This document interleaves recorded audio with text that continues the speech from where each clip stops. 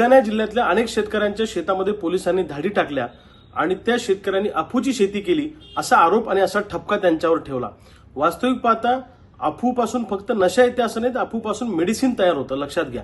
आणि मध्य प्रदेशसह इतर राज्यांमध्ये अफू लावण्याची शेतकऱ्यांना परवानगी आहे, त्याचे प्लॉट दिले जातात, परंतु महाराष्ट्रात अफू लावायची परवानगी नाहीये। ही वेळ शेतकऱ्यांवर का येते आहे? कारण एका बाजूला सोयाबीनला भाव सरकार द्यायला तयार नाही, दुसऱ्या बाजूला कापसाला भाव नाही, कोणत्या शेतीमालाला भाव नाही, शेतकरी कर्जमाफी करायला सरकार तयार नाही आणि शेतकरी आत्महत्येच्या उंबरठ्यावर उभा आहे।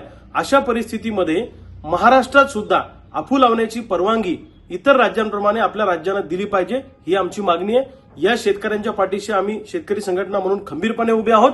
या शेतकऱ्यांना जी काय लिगल मदत लागेल ती पूर्ण लिगल मदत करायला आम्ही तयार आहे। शेतकरी संघटनांची सातत्यानं मागणी राहिलेली आहे की आम्हाला अफू लावायची परवानगी द्या। जर देशातल्या इतर राज्यांमध्ये जर याचे प्लॉट्स दिले जातात तर महाराष्ट्रामध्ये याचे प्लॉट्स का दिले जात नाही, हा खऱ्या अर्थानं प्रश्न आहे।